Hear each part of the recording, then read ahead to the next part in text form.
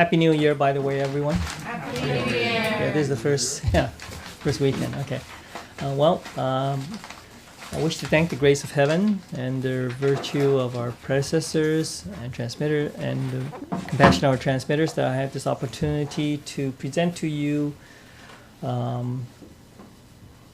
few of the, well, I guess you could say the 15 precepts. Okay, the 15 precepts are the, if you will, like the guidelines or the instructions, if you want to call it that, by which the Buddhists and saints has given us to help us cultivate. I guess that will be the simplest way to put it. Okay. Now, these 15 precepts were first presented in 1998. That was the first. No, excuse me. That's the third time. Here, the first time. Here, the first time. It was first presented in 1997. Excuse me. Okay, and let's see. This was probably in China. Okay. No, excuse me. It can't be in China. It has been in China. I think it's in Taiwan. Thailand. Thailand. Sorry. It's in Thailand. It's in Thailand. Okay, it was presented in Thailand during a 3-day Dharma class. Yeah, and also like a review class that they had in Thailand. And at that time, it was, I guess you could say immortal. Yeah, we call them immortals, right? Immortal Han Zhongli. We all know him, right? Han Zhongli. He's one of the 8 immortals. He's the one that usually carries a fan. I believe he's the one that holds a fan. Okay, and I'll just briefly talk about him in terms of history. He was a general in the Han Dynasty, and then he did pretty well at first, and then he finally got defeated somehow in a battle, and then because of that, he sort of like he escaped, of course, from the battlefield, and realized that it was it seems like life was very, I don't want to say like difficult, but rather he came to have a different viewpoint about life, and so therefore instead of continuing to fight, because he sort of like, I don't know, he lost the sort of like his what do you say, his conviction or will in fighting. Okay, he stopped. He decided not to war anymore, so to speak, and so therefore he went into seclusion and cultivation, and then he cultivated for supposedly a long time. Okay, this is the story anyway. And then by the time that he came out of his sort of like he no longer became a recluse. Like a recluse. Okay, so much time has passed that the country had already changed dynasties. Okay, now I don't remember how long he basically cultivated, but that's why his name is there's another name associated with it. It's not. It's yeah. Is because Han is the design. Zhong Quan, yeah, Quan, yeah. is his last name. Zhong is here. Han Zhong, yeah. Han means he's about latter Han Dynasty, right? And then what came after the Han Dynasty? There was a brief dynasty, something. I don't remember exactly which dynasty. Roughly same time as Roman Empire. Yeah, right. Roughly, yeah. It was he fought Roughly. during the sort of like the latter Han period, so it was in the ADs already, between 1 and 200 AD that time. Yeah. Anyway, the point I'm getting at is that there was a dynasty that came after.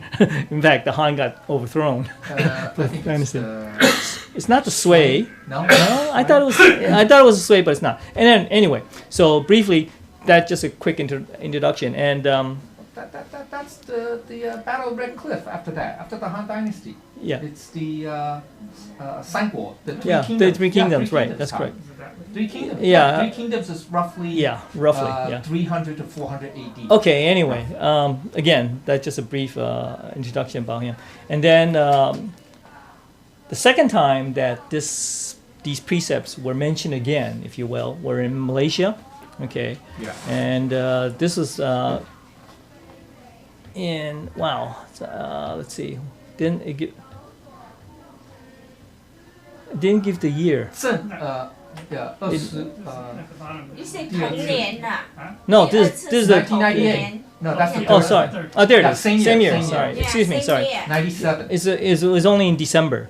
That's the reason Right. why. Yeah, it was in December. Wait, when you say mention, I mean, the precepts existed before, right? It's just that there was No. Well, the first time it was presented was in '97. presented, meaning, I mean, what didn't exist before that? Well, I would say that it was not presented in the all in a group form. Group form meaning all 15 together. Okay, because the concept of the precepts were all already around.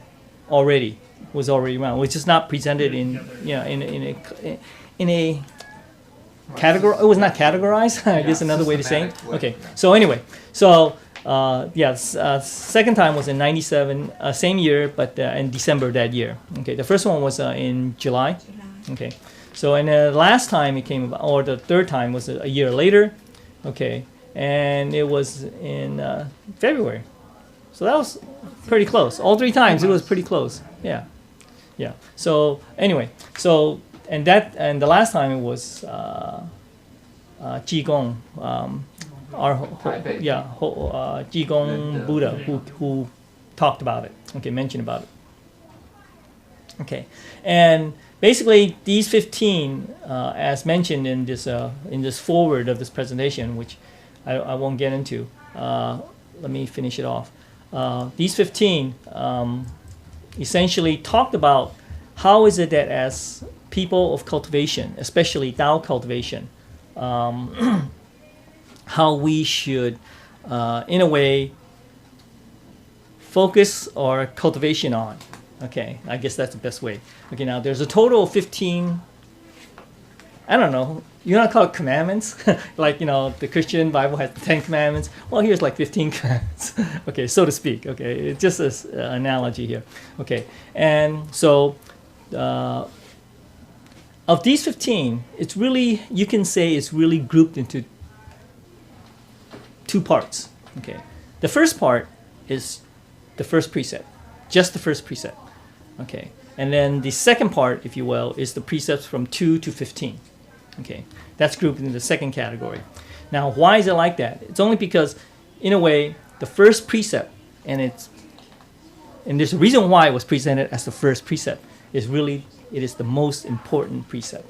Okay, because if you can truly understand the first precept and abide, or sort of like follow it, meaning cultivate it, then all the other precepts from 2 to 15 so it comes about naturally. Okay, so that's why the first one is most important. Okay, so now the precept itself is just a short command, which is 尊敬先佛 up here. Okay, 尊敬先佛. 尊敬 means what? Respect and honor. Venerate, if you will. Okay, venerate. And 先佛, of course, just means Buddha saints. Yes. There's a reason why, like you say, you group into two parts. The first, and then number 1, and then 2 to 15. And the reason why number 1 is, you can say, it's unique or special by itself is because, let's step back and think about it a moment. Okay,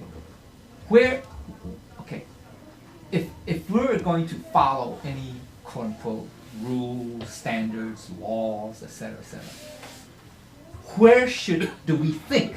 Just imagine rules, standards, or laws should come from. What should be its source? Should it be a democracy where people place a vote, say, hey, I vote for this law versus you vote for another law? Should it be like that? That's what? Dualistic. That's relativistic. So that's why you have the Supreme Court here, 5-4 decision or 7-2 decision or whatever. Endless.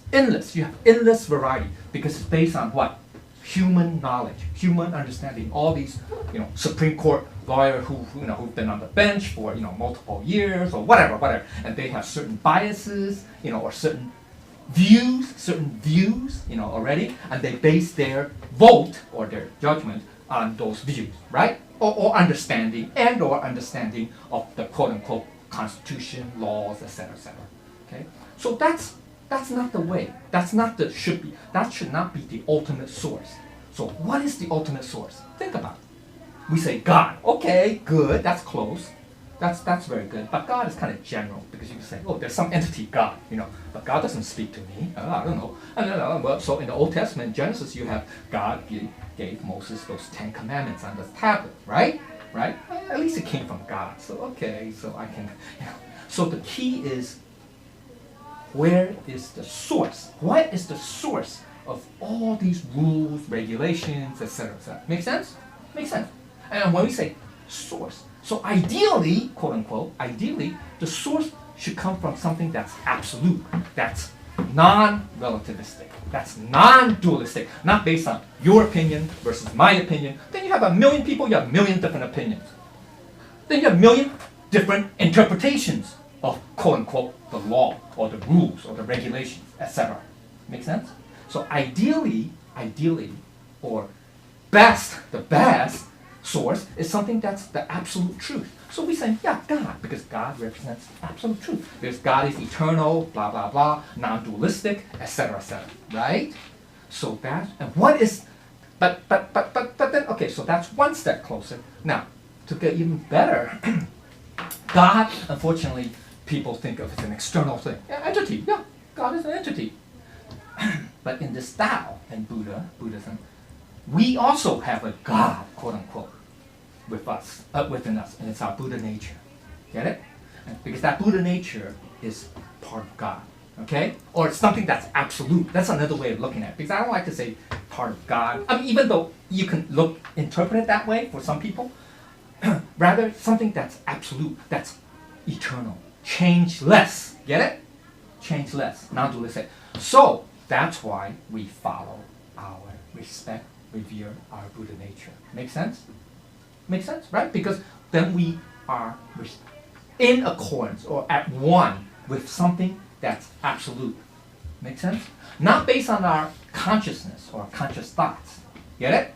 Because conscious thoughts are relativistic. Could be good or bad. Could be biased. Could be based on knowledge. Whatever. Doesn't matter, right? Based on conditions. It's conditioned in other words. Whereas our Buddha nature, which is, you can say, part of God, or part of that absoluteness, that oneness, it's non-dualistic or non-conditioned. So therefore, we have to start from there. Make sense? So if we could start from there, then everything will flow naturally. So the key is to understand, if you want to understand, well, why we have these 2 to 15 items, if you understand the first one, and truly grasp it, and at one with it, then 2 to 15 will flow, because 2 to 15 are all conditioned. Get it? Conditioned, based on conditions. Make sense? Sorry. Okay. Yeah, whether you want, to call it a source is fine, but it's more, to me, it is more of the standard by which you judge or you base all the other precepts on. Okay, the standard. Okay, so the most important thing to ask is, what is this first precept then? Because after all, everything else is based on it. Okay, so this explanation is basically I guess you could say, we say in Chinese, 白话, which is a conversational explanation that holy teacher gave. Okay, so here's what he says. Okay, I'll just read the English because if you want to read Chinese, that's fine. You plural, all respect and honor the Buddha and saints and Buddha, not to only respect and honor the saints and Buddhas that can be seen, meaning that during the times of when they channel, etc. Okay, but also and including the icons you see in the temple, etc. But also to respect and honor the saint and Buddha within you. Okay, so in other words, that is in a way what Lecture Kai had mentioned about the fact that there is this source that which you want to base everything on. Okay, then he continues. You all respect and honor Buddha in the temple, but how about the veneration for the Buddha nature within you? Have you respected and honored the Buddha nature within you? So in other words, besides what we see in terms of or what we encounter in terms of the channelings and also the images that we see of the Buddhas, etc. The important thing that he's trying to, Holy Teacher wants to emphasize here is the fact that, what? You are a Buddha. Okay, and of course, if we remember what the Buddha says in his teachings, what does he say? The Buddha meaning Sakyamuni, Gautama Sakyamuni. Okay, yeah, he says what? Because everybody venerates him as, they call him the Buddha, if you will, the worldly one, the Buddha. Recognize him as World honored. world honored one, excuse me. Yeah. So therefore, they recognize him, or they sort of like venerate him as the one, if you want to know. But yet, what does he say? He says, you and I are no different. You and I are no different. Physically, yeah, sure. Okay, physically. But spiritually, you and I are no different. So in other words, what I am, you can become. Okay, the only difference is that, he says, what's the difference, he says? What? You have not yet awakened to that fact that you are the Buddha. Okay, so what Holy Teacher here in these two first sentences basically says the fact that, yeah, we should not rely on what? Or we should not seek, let's put it this way, we should not seek what? From without, outside, right? External, right? Basically, you need to seek within, okay? Because it is only within that you can truly find. Because after all, when you think about it, when do you come to see a Buddha? Oh, when you are at a temple, right? So if you're not at a temple, what happens? There's no Buddha? Okay. Also, when you encounter a channeling condition, same thing. It's only at a temple. So what he's trying to emphasize here is the fact that we all can what? Have this. We all have this. What Buddhism calls it, Buddha nature, etc. We call it true nature, etc. Same thing. Okay, and that if you can truly awaken or be in accord with that nature, then you are a Buddha. Okay. So now he continues to say, have you truly respect the Buddha nature within you? Upon encountering a problem, more often than not, you think of seeking the advice of the saints and Buddhas. Okay, well, one of the things that we as people is what? We always encounter life. life happens. Okay, and so therefore life, of course, has its what? Ups and downs. Whether you talk about because of karma, etc., it doesn't matter. The point is that life has its ups and downs. Okay, so therefore, sometimes when we do encounter problems, right? Who do we ask for help? Okay, or who do we look for towards advice, assistance, etc.? Okay, doesn't matter whether you are of any religious or having a religious or, well, mostly it's for religious people who have a religious, if you will, or belief. Okay, whether if you're Islamic, you would call out to Allah. If you were Christian, you would call out to God.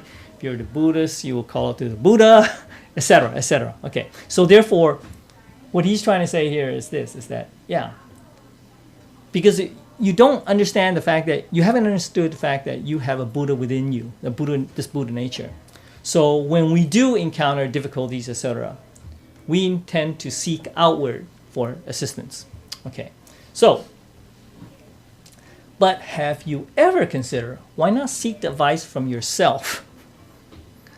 Seek the advice from the venerated Buddha within you. Now, so for most people, okay, yeah, sure. For those who don't have a religious belief or something like that, okay, atheism, who do you look for? Okay, that aspect is a valid question. Okay, instead you have to look outward. Okay, but for those who truly understand that there, especially in Buddhism, the fact that there's a Buddha within you. But in essence, when you think about Christianity, same thing happens. Okay, because after all, in Genesis, God tells us that what? He created man in his own image. Okay, now obviously it wouldn't be physical image because we're physically all different. So, on the one hand, you can say, well, God has all images, inclusively, yes. At the same time, it's the same image. So in that sense, what? It says the fact that, yeah, we ourselves have God's image. Okay, and so therefore, we are part of God, if you will. Okay, if you're part of God, are you not God? Yes, okay. So anyway, but here, okay, he's talking about the fact that, yeah, don't look outward. Seek within, and you will find, if you can cultivate yourself to awake to the fact that you have this Buddha nature within you. Okay, Buddha has said before, instantaneous heart and mind, because in the Chinese, the word heart, the literal translation heart, literally means, it's not just physical heart, it's heart and mind. Okay, instantaneous. I use the word instantaneous. Okay, Ji is the actual word, the Chinese word for it. Instantaneous heart and mind, instantaneous Buddha. Heart mind is instantaneous Buddha. Okay, this is what the Buddha had quoted, and as I quoted. Okay, after all, where is the genuine Buddha? Okay, so to continue on, of course, the Buddha is within you. So long in everything that you do, if it's your thoughts, it does not deviate from your true nature, or if it's your conduct, it is not contrary to Buddha behavior. So, as Holy Teacher once said, if you can cultivate yourself to the point where, you talk like a Buddha, you act like a Buddha, what? You are a Buddha. It's like, what that reporter once said, looks like a duck, quacks like a duck, it walks like a duck, it's a duck. Okay, right? Same thing. So the idea is the fact that, in everything we do. Now, this aspect here really is, in a way, talking about, in a way, it also is talked about in Confucian books. Is it the Doctrine and the Mean?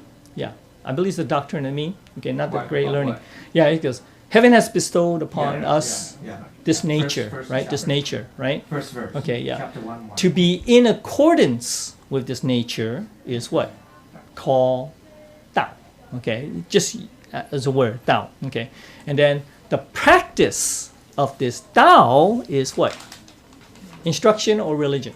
Okay, depending on how you want to interpret it. It's Okay. Dharma. Yeah, it's Dharma, right? It's Dharma, right? So, in other words, this,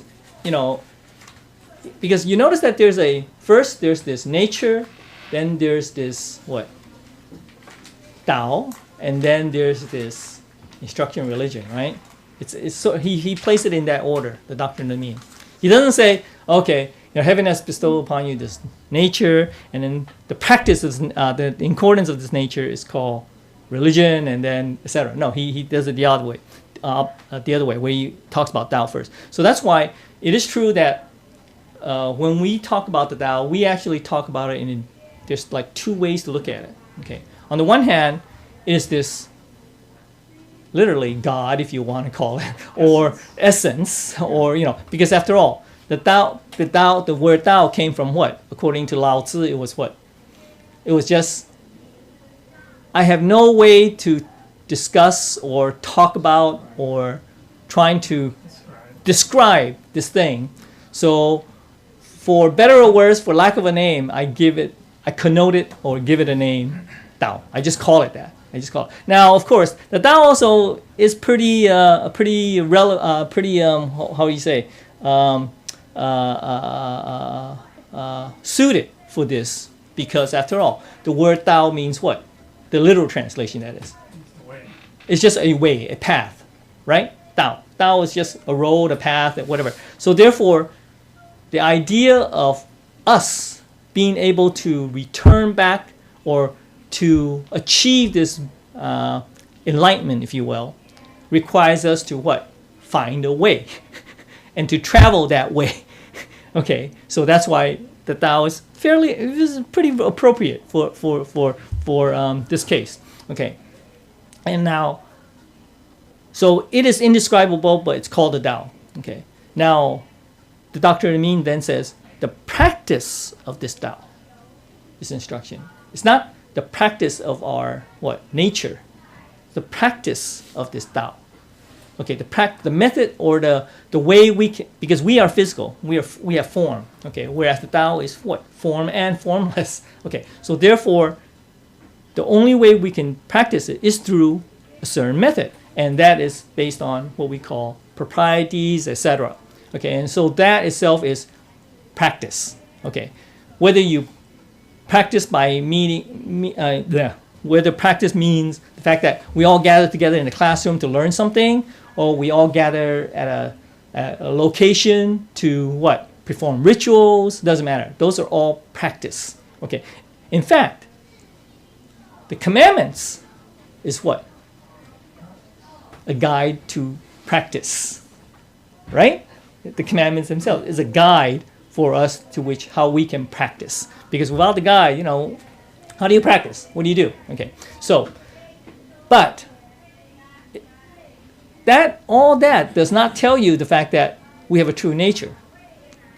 You still have to go 2 steps up to get to that nature part, the true, the self, true nature or self nature, etc. Okay, so therefore, the reason why is because of the fact that just like I guess you could say we use the word wisdom. Okay, where does wisdom come from? Well, we say, from our brain, right? Okay, because we think of, and also we have wisdom. Some people have wisdom, whatever. Okay, well, in our brain, there's 2 things. knowledge. Okay, and what we call wisdom. All right. So knowledge is what? It's something that you can acquire. Knowledge is something you can acquire, huh? Learn from a book. Yeah, right, yeah. Yeah, it's external. It's something that you can learn, So knowledge is acquired, okay? But where is wisdom acquired? Not in the conventional sense, okay? But in normal layman's terms, okay, some people define wisdom as the fact that it is rather a result or conclusion, if you will, or decision which comes about from your acquired knowledge plus your experience in life. Okay, and because after all, acquiring knowledge just allows us to do something. But sometimes when we live this life or do something, we learn something from it. We get a certain insight into this quote unquote life, okay, or aspect of life. Okay, and that insight basically helps in our wisdom, if you will. Whether that, some people say it is wisdom, other people say, no, it's not 100% wisdom, but it can give you, if you will, a direction or a result that is what we call wisdom. Okay, so anyway, I'm deviating a little bit because I'm running out of time. Yes? You mentioned one thing about the doctrine between those 3, right? Mm-hmm. There's an equivalent in Christianity, or like Jesus says, "I am the truth, the way, and the life." The life. It's exactly the same. Yeah, I guess, because the truth is what? We call it like a principle or something that's cannot be expounded. Okay, cannot be. Absolute. Yeah, Absolute. something that cannot be described or whatever, just like what we call about the Tao. Okay, the way is what? The method that you use, right? Okay, okay, right. I'm the truth, the way, and what? The life. The practice. Right, you live it. Because you live it. Okay, you live manifest it. it. Yeah, you manifest. you live. the Because truth after all, what does according to the Christ way. talk about when he, in the New Testament about how how to be sort of like a Christian? You live what? His teachings, right? His teachings. So therefore, you should, follow his teaching and live like Christ. Okay. So anyway, but I'm deviating here. Okay. So here he's talking about the fact that so long you do not deviate from the manifestation of your true nature, then you are like a Buddha. Okay. Actually, in the 4 books they don't use Buddha or they call them saints or sages instead of Buddhas. Okay. Saints or sages. Okay. Now. Okay, so long you're not contrary to Buddha behavior nor deviate from your true nature, all conforming to the principles of heaven. all not counter to our Buddha nature or conscience. Here he used it's translated as conscience. Then that is truly respecting and honoring the saints and Buddha, just like emulate. Okay, here he gives an example of somebody else. So according to the holy teachers, if you will, criteria, if you will, that criteria is to be truly respecting and honoring, which is what? The 尊敬先父, the commandment, that commandment. You have to what? You have to what? Literally emulate a Buddha, if you will. You have to emulate the Buddha.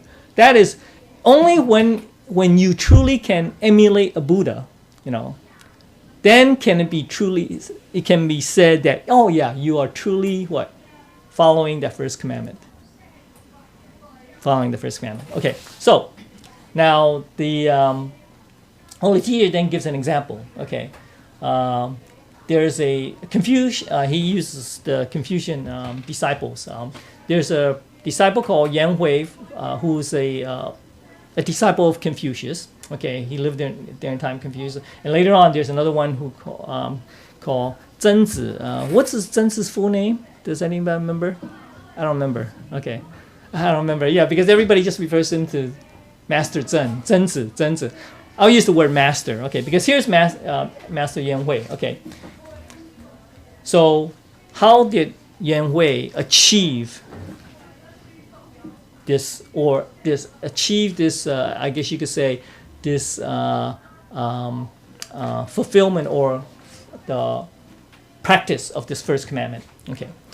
Upon receiving the Tao or a benefit, here it uses the word 一善. Okay. Now, of course, san, everybody knows, is just what? Good, something good, right? So, 一善. Now, here the direct translation you can say is like a benefit, one benefit or whatever. Okay, if you want. Okay, but what did Yan Hui also achieve? I mean, what did he learn from Confucius? Because after all, when Confucius wanted to sort of like not test, well, you could say it's test a little bit, test his disciples. Confucius told his group of disciples that what? All my Tao, my methods, my practices, and including the practice, etc., comes from what? This singular source. Singular source. Okay. 无道一以贯之. Okay, right? So that comes from a singular source. So therefore, I sort of take that as also part of this. Okay, this 一善. Okay, because out of all his disciples, only Yan Hui, Master Yan Hui, reply saying what? Yes. That's what. Well, so the equivalent of yes. Like, it's more like yo, or like ah, or because what was his reply according to the book? Wasn't it Zenzi? No. And Confucius, it was Yan Hui, and then Zhenzi was somebody else. When Zhenzi also said something. Something like that, similar, but no, Zhongru. He didn't say Zhongru. Zhongru, okay. Yeah, because when other disciples asked him. What? Yeah, that was after. After right? Confucius left, right? Yeah, he said this 一贯道 is 宗术, right? He asked Zhenzi or Master Zhen, what is it that you meant? And he says, the master's teaching is like a dragon, that stuff, right? Okay, but anyway, that's Master Zhen. Different. Yeah, we're talking about Master Yan Hui here. So Yan Hui basically replied, and it was then that what? Confucius knew that he truly learned or understood what Confucius himself was teaching. Okay, so anyway, so that's why he says, I use the word upon receiving the Tao or the benefit. He sincerely kept it in mind. Okay, this sincere, deeply felt conviction, wholeheartedly embraced and abide by. This is the respecting. Okay, so therefore, what the Holy Teacher is saying, that if you can truly, once you grasp this thing, if you want to call it, okay, and you what? Maintain it, keep it in mind, so to speak, and you what? Embrace and abide by it. then that is truly what? 尊敬 or respecting and honoring the Buddha within yourself.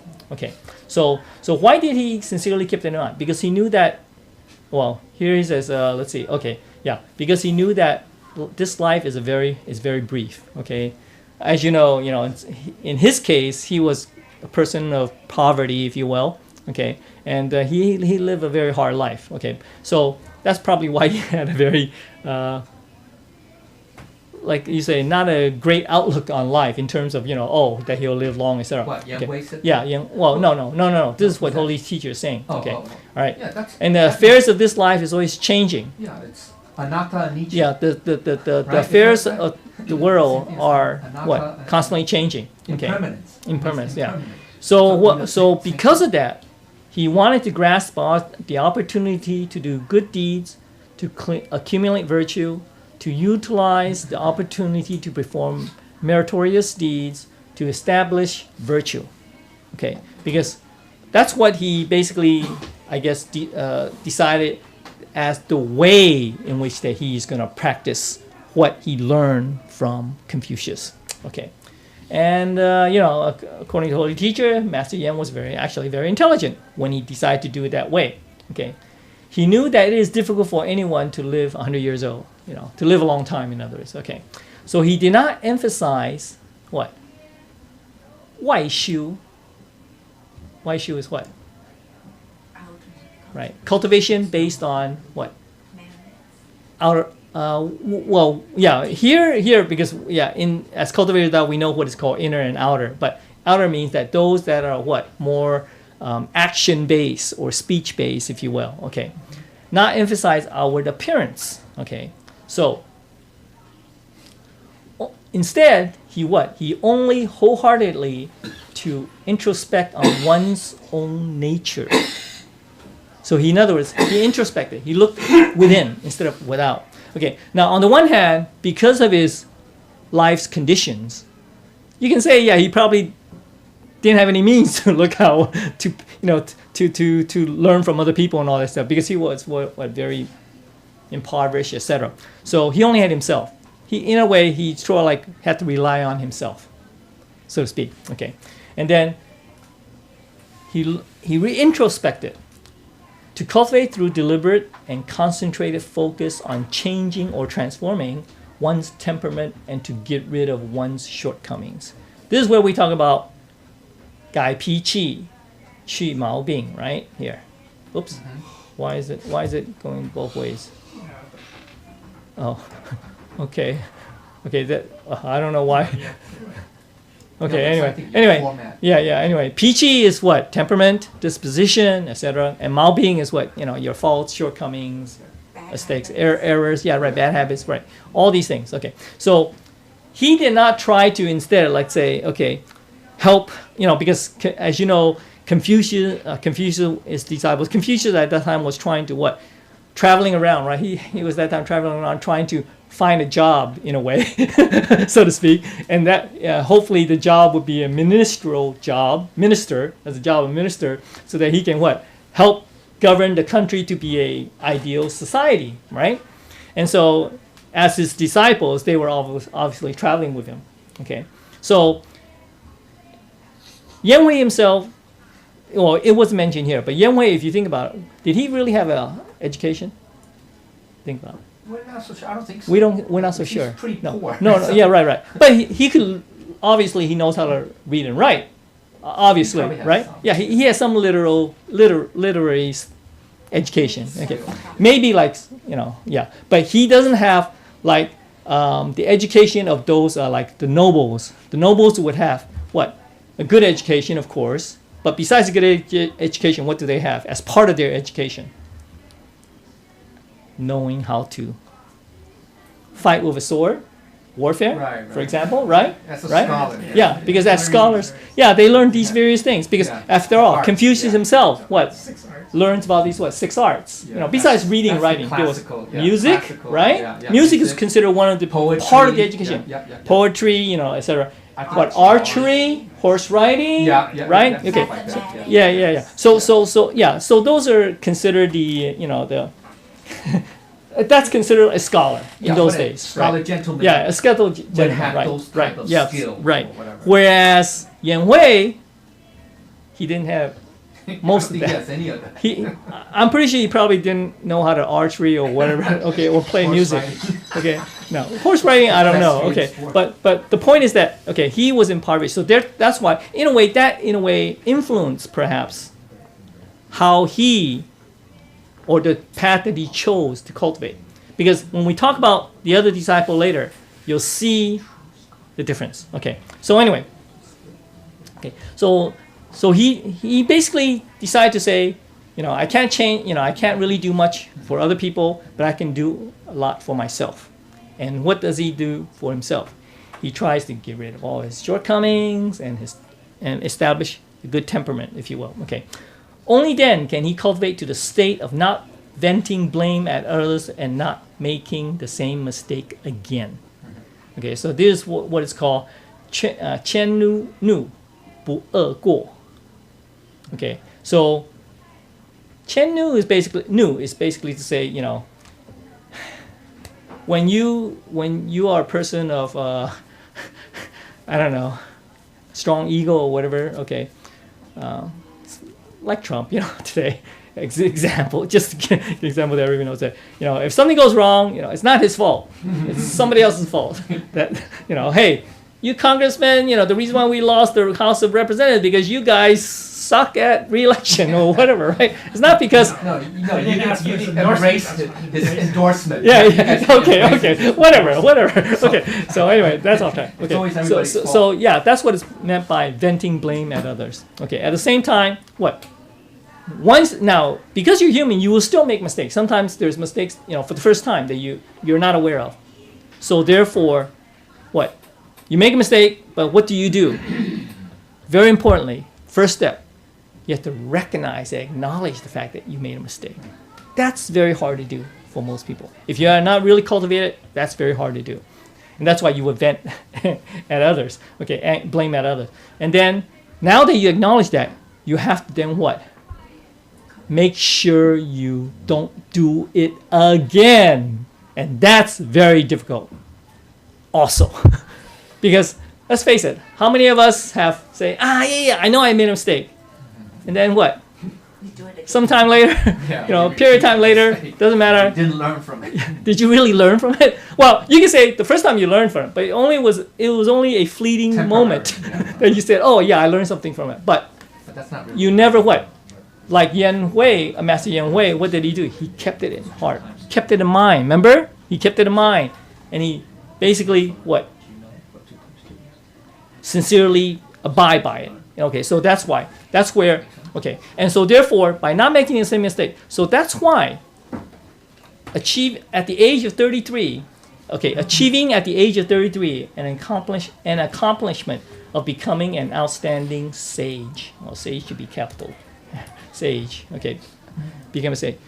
And today, of course, we know when we look at Confucian history, Confucius is the sage himself, and then he has 4 other disciples, right? 2 on each side. Okay, now the most his highest level of his disciples is who? Master Yan Hui, and his title is called what? Emulating the sage.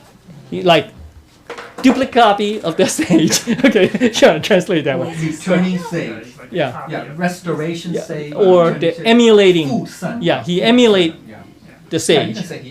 Yeah. he- Yeah, because yeah. It's a duplicate. it's like a yes, duplicate. yes, Yeah, and that is the highest form because after all, you're comparing him exactly He's like- to he's what? like- He's the same. The Yeah, same. he's The same. yeah, So Same whereas level, you right, can say, whereas same the level. other disciples are not. Okay, Yeah, that's true. and he. Take that to the limit. I mean, it's basically, not only not making the same mistake twice, but eventually you don't make any mistakes. Yeah, right, Right. exactly. Well, Yeah, yeah. it's just the fact that when you do make it, because as you become more cultivated, and the way he cultivates, you eventually get less and less mistakes. But it's just less and less. It doesn't mean you eliminate all mistakes necessarily. Okay, but eventually you will get there to literally eliminate all. Because after all, what did Confucius say when he's talking about his stages of his life. Right. He said at 40, at 50, at 60, at 70, right? He sort of like, expounded that. And what did he say at 70 when he said at 70 what? It basically comes down to like at 70 I could do no wrong, Yeah. something like that. It's like an arrogant. But what he meant is the fact that by the time I reached the age of 70, I understood how I should behave, conduct, etc. Yeah. Like a sage. Okay, as a sage. Really, as a Buddha. Yeah. Because Buddha is also perfection of Yeah, conduct. right. Well, a sage, because Confucius doesn't talk about in China, Buddha. they They use the have word Buddha, sage instead. Yeah, tradition. it's equivalent. Yeah. Yeah. So he said by 70, I like I can do no wrong, something like that, or I became a sage. I'm at that level. Okay. So now Yan Wei achieved it at the age of 33. That's 33. pretty good, huh? Very, very interesting. Okay. So anyway, now the reason why he can do that is because he had not emphasized. Now, if he had not emphasized introspective cultivation the way he did it, okay, respecting, honoring the Buddha within, as such, could he have achieved the same accomplishment in that shorter period of time? Probably not. Okay. Similarly, now Holy Teacher talks about Master Zen, who he's now comparing to. Master Zen, his life is more like a really, like you say, a scholar, a nobleman, so to speak. He was sort of like. He had wealth. he had all the the things that a upper middle class or upper class family has. Okay. So anyway, so he said, okay, he also cultivated. Okay, he said, and how does he cultivate? What method does he use? He uses the method what's today known as the what? Sansen. Yeah. Sanxin. Okay. So what is this? Yeah, introspections. Okay. Now it is a form of introspection also. Okay. But there's a slight difference. Okay. Yeah, What do you very say? subtle. Daily, every day, I examine myself on 3 aspects. On three cultivations, if you want to call it. First one, have I conducted myself honestly? In other words, has he been always truthful? Have he been true to himself? True to himself, and also, true to himself. Okay. Second one is, when among friends, have I been trustworthy? Now, outside of himself, okay. Have I practiced what I've been taught?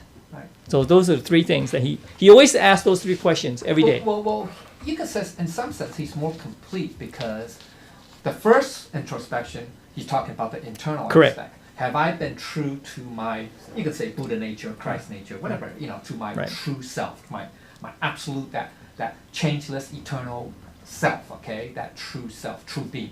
Then the second one is this, in terms of external relationships, have I been sincere, right? Or faithful in my dealings with, right? Friends, etc., right? Wow. I ran out of Right? time. Okay. Right? Makes Okay. sense? Yeah. So no, but on the surface, that's what it seems like. Okay. Now let's look at here. Okay. So what he's talking about is this. Is basically saying that okay, when he's examining himself every day, he basically asks the question: have I done my utmost in planning and performing my service for others? Okay. Because remember, he's a scholar, a disciple, but he is also known for what? Going on his own to what? Do what Confucius does. Try to get hired by a king or whatever so that he could be like a minister level or whatever, some government level to what? Try to, manage well the society. Okay, so he was like that. So he emulated that. Okay, and then that's why he says the utmost planning and performance. Okay, so and then he goes, have I not been sincere and trustworthy enough when associated with friends? That's what he's talking about, the second one, right? Okay, and have I earnestly learned and reviewed what all that my teacher had taught him, which is Confucius. Same thing. Okay, so now here is where we begin to see this slight difference. In Master Yan Hui and Master Zen's cultivation and emphasis, one is introspection and the other one is actually what? Outward conduct. More conduct. Because yes, it is true that you're honest with yourself, but that's just yourself, okay? But then he what? Emphasizes what? Remember, he says what? In utmost what? Planning and service, here.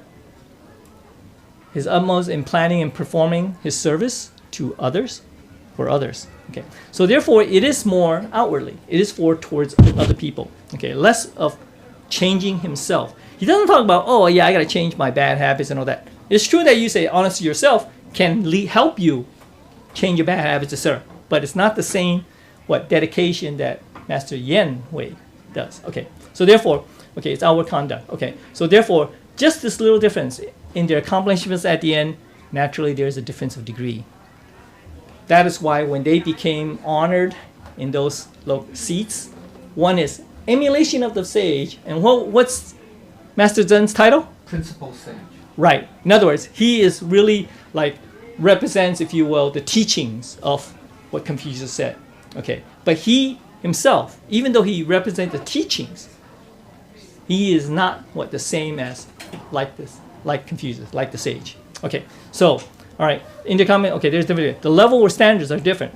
Okay, and so therefore, if you emphasize conduct, emphasis on appearance, your level and standard is naturally a bit lower. Okay, so although this seems just a bit different, keep in mind that just a little bit of difference. It's like saying that there's a saying, it says what? An iota of deviation results in a large error. So you can start out perfect, but then eventually, if you just have a little deviation, as you keep going on, the gap gets wider. So that's why it's what's meant by a large error. You see that Yan Hui is earnestly changing and transforming his temperament every day and night, getting rid of his shortcomings, cultivating his true nature, building up or filling up his inner virtues. Moreover, grasping the opportunity to perform good deeds, practicing Tao, and more still, constantly vigilant and apprehensive. Okay, now what does that mean? Basically, he's vigilant and apprehensive, as if he is always walking like on a cliff, near a cliff, at the edge of a cliff, overlooking a chasm, and like he's always on thin ice. Okay, so he always have within himself this sort of dread, fear, if you want, okay, that he will make a mistake. Okay, so that's constantly, every time, everywhere, introspection. So in other words, he's always constantly thinking about that. So therefore, that helps him to not make mistakes again, and to transform his disposition, etc. Okay, so whereas, so becoming aware, so as to become aware, just like his teacher, Confucius. That's why he is emulation teacher, his title. Okay, and within a short period of time became an extraordinary sage. As for Master Zen, he also cultivated his heart and mind, because he said, have I been honest to myself? Okay, but however, he does emphasize more his dealings, his conduct, his actions, his speech with others, and treatment and form, and having forms, and this is what we call 有形有相. The fact that we have we in a way emphasize, or we sort of deal more with forms and appearances. Okay. So in terms of the level of achievement, in the final, there is a little bit of difference. Okay. So disciples, Holy here is telling us that you need to grasp the opportunity in this beautiful occasion of the ending three. Well, I translate it as this, but it may not be exact. Okay. So what is this beautiful occasion? It's the universal propagation. The universal propagation of the three realms. Okay.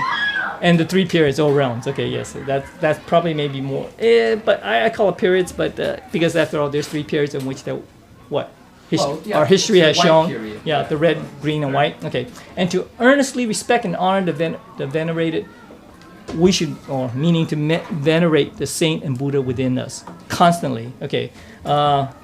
26时钟, basically 12 periods of the day, right? 24/7, right? I forgot to translate this part. 运子觉中. Anybody want to try it? 运子觉中. 运 means what? As a verb, permit, allow, consent.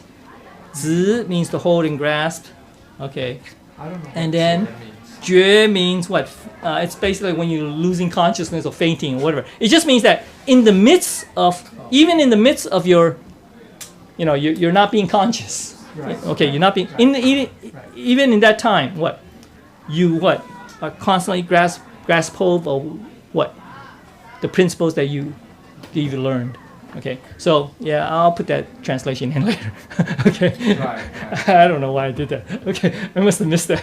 Okay, and then this means that at all times to embrace the doctrine, this doctrine, this 中道.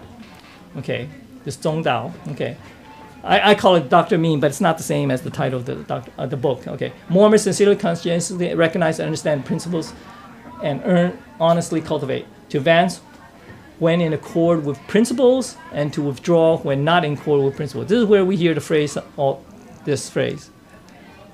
Lecturer Liu talks about also. What? 事理则进, right? No. 是道， No, 应该是是 对 Yeah, no, it's similar. It's okay. Li is the principle, the Same- manifestation of same Tao, idea, right? Yeah. same idea. 是道则进. Okay, it's the same thing. Okay, and then if it's not in accordance with the Tao, what?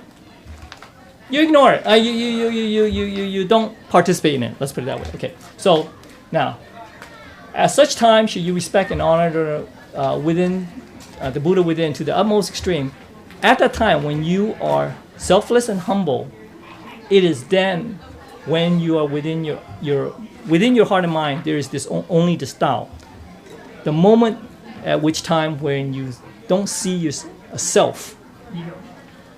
a self or ego, if you want to call it, okay, then it is then at that moment, and at that moment that when you don't see differentiation between you and I, right? And if there's no differentiation between you and I, okay, here it includes also within your mind is totally clear of without any desires, okay, and completely selfish. When the mind is in this accord with heaven, without bias, you or I, okay, then it is when the Buddha, venerated Buddha, is manifested. That's what the same as when the Buddha says what? Okay, when there's no you and I, everything's at one.